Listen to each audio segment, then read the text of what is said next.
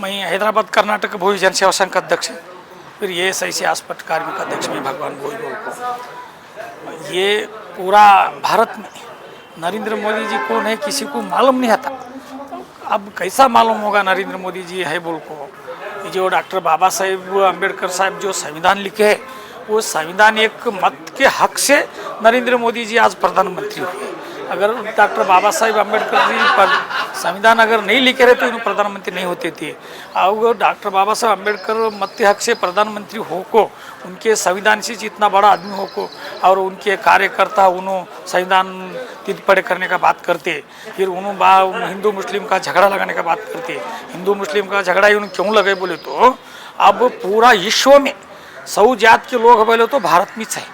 ये पिछले हज़ारों साल से अभी रहते, आगे भी रहते। ये 100 जात के लोग इतने दिन से आए हैं। इन्होंने NRC MPR वो ये कर को इनको लोगों को अलग अलग झगड़ा करने का, अलग अलग बोलने का ऐसा कर रहे। इनको नरेंद्र मोदी जी को ये ऐसा सब कौन हक दिया? खुद इनका इन्हों ज़िंदगी चलाने नहीं हुआ, अपने बीवी को चुनो हक दिलाने नहीं हुआ, उनका ज़िंदगी उन्हों चलाने नहीं हुआ। दूसरे का बेटी बचाओ बेटी पढ़ो ऐसा इन्हों बोलते हैं। अगर इनका चिन्ह सही नहीं बने, अगर बनाना रहा तो क्या करना? आप देखे ना, अब देवेगौड़ा का पोतरा उनका कैसा है ये जाद। अब जो 70 साल में कितने रेप मर्डर गिर्डर हुए, खाली ये 10 साल में उससे ज़्यादा हुए। तुम रिकॉर्ड कार्ड को देखो, वजह क्या है?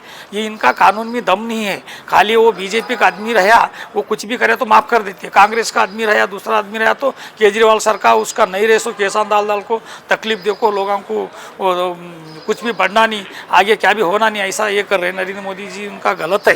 न्याय यहाँ दिलाना रहे तो सबकी एक रकम से न्याय दिलाना, अलग अलग आदमी को पक्ष देखो, मुँह देखो, आदमी देखो, बात नहीं करना। तुम देखो विजय माल्या, ललित मोदी, ये हज़ारों करोड़ों रुपए खर्चा कर को विदेश को भागू गए थे।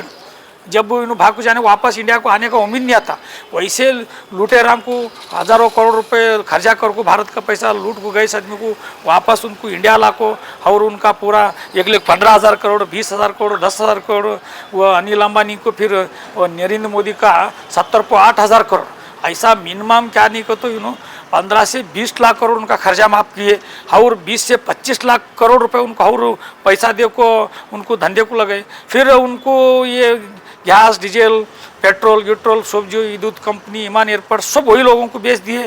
वो लोग पैसा कमाना शुरू करे, जो रेट आता उसका डबल करे, वो डबल से उन्हें पैसा कमाना शुरू करे।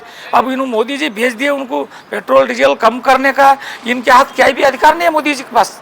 खाली क्या है, लोगों को झूठ बोल को, झूठे भाषण कर को, बड़े बड़े बात। हम प्रधानमंत्री पूरा विश्व में झूठा प्रधानमंत्री हम नरेंद्र मोदी जी से क्या क्या झूठे बोले। उन्होंने बाहर से पैसा लाता हूँ, 15 करोड़ डालता हूँ, 15 लाख डालता हूँ, मैं डीजल पेट्रोल गैस सब कमी करता हूँ, गरीबी हटाता हूँ, अच्छे दिन लाता हूँ। कोई तो एक आदमी बोलो 10 साल के अंदर किसी को अच्छा दिन आया क्या? कोई तो अच्छा हुआ क्या? अरे मेरा खुद का कारखाना था, रेशम कारखाना। मैं 10-15 साल से पहले मैं इतना 40 साल से चला, ये 10 साल के अंदर हम बंद कर दिए। मैं नवा मशीन डालने गए तो GST 3.5-4 लाख हो रहे, वो सेकेंड हैंड लिए तो 4 लाख मशीन ही मिलता है। ऐसा मशीन नहीं डाला, हमारा कारखाना बंद पड़े नरेंद्र मोदी जी GST नोटबंदी से। अगर हमारे कुछ न्याय नहीं मिला, इतना मेहनत करने वाले बोले तो मामूली आदमी को क्या न्याय मिलता? अब तुम देखो नोटबंदी GST से और अनेक इनके प्रॉब्लम से क्या हो गया, कम से कम 5 लाख कारखाना बंद करे भारत में, 8 से 10 करोड़ लोग का काम चलेगा। रोड पे आगे लोग भीख मांग रहे, काम धंधा क्या भी नहीं है। और उनको दोबारा काम देना बोले तो कैसा देना? सरकार में काम देना बोले तो उनका खुद का रहना, वो सब भी बेच दिए। उन्होंने गुत्ती आधार पे काम को लेते, उनको ज़रूरत रखते नहीं सर निकाल देते। जब गवर्नमेंट का जो ईमान एयरपोर्ट है, टेलीफोन एक्सचेंज है, जो गवर्नमेंट के अंडर में जो काम करते वो परमानेंट काम होना, परमानेंट ले नहीं सकते ना, सब बेच दिया ना, खासीकरण कर देना। नौकरियाँ कैसा बढ़ेंगी? इनके नहीं बढ़ती नौकरियाँ। ये नरेंद्र मोदी जी उनका बहुत बड़ा प्रॉब्लम है। नरेंद्र मोदी जी ये बार आएंगे ना और दोबारा, ये दक्षिण कोरिया और श्रीलंका द्वारा हमारा देश भिखारी हो जाता, कंगाल हो जाता। अब यूँ सुनो, मुस्लिम लोगों को हमारे लोगों को अलग क्यों कर रहे? एक गैरेज को जो गैरेज जाने बाद गाड़ी रिपेयर करने गए तो 10 गैरेज में 2 गैरेज हिंदू के रहते, 8 गैरेज मुस्लिम लोगों के रहते। और व्यापार में उन्होंने आगे, राबने में आगे, मेहनत करने में आगे। वो आपसे है पिछले 1000 साल पहले भी रहती है, अब भी है, आगे भी रहती है। ये कहाँ से है बीच में एनआरसी एमपीआर वो इलाको अलग अलग करने का। अब दूसरी बात, जो इलेक्शन को खड़ता आदमी कोई भी हो, उन्होंने जात उठा को बात करना हो, नहीं तो जात वालों को मस्जिद का लफड़ा हो, वो कोर्ट कचहरी पुलिस स्टेशन से कानून से चलना। ये अवहेलन हिड़ की बोलना, मुँह कैसो क्या तो बोल को जात को झगड़ा लगाने का जो काम करता है, उसका वोटर आईडी उसका डॉक्यूमेंट्स रद्द कराना। कैसा भी बड़ा आदमी हो, उसको वोटिंग करने का पावर्स नहीं रहना।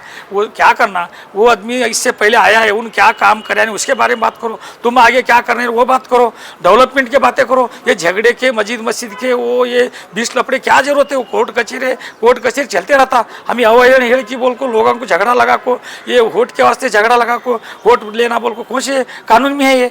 ऐसा कोई भी रहा अवहेलन हिड़ की बोलना, किसी तो जात लोग बात लोग गालियाँ देना, तुम वो है ये, हम वो गिराते ये गिराते, हम वो बनते ये बनते, ऐसा कुछ नहीं बोलना। जो भी है मस्जिद मंदिर लफड़ा है वो कानून से लड़ना, कोर्ट कचहरी। अवहेलन हिड़ की बोले तो उनको ऊपर एफ होना और दोबारा ऐसा नहीं बोलना। उनका जिंदा रहे तक उनको इलेक्शन करने का परमिशन नहीं देना, वैसा सरकारी निर्णय लेना। ये कोई पक्ष लो, बीजेपी हो कांग्रेस हो, संबंध नहीं है। कोई भी अवहेलन हेलना नहीं हो, हेलने से क्या हो जाता, लोगों को जात का झगड़ा लगे सर होता। मेरे को सरकार से विनंती है, तुम इमीडिएटली क्या करना, ये जो ऐसा गलत बोलने वाले के ऊपर कानून कार्रवाई होना, उनको वोटर आईडी और बचत का कैंसिल होना, जिंदा रहे तक उसको और वोटिंग में करने का पावर्स नहीं करना, वैसा सरकारी निर्णय नहीं बोल मैं सरकार से विनती है। अभी आप दुबेगा में सपोर्ट कर रहे हैं, अभी दुबेगा में कांग्रेस सपोर्ट कर रहे हैं आप लोग? कौन बोले?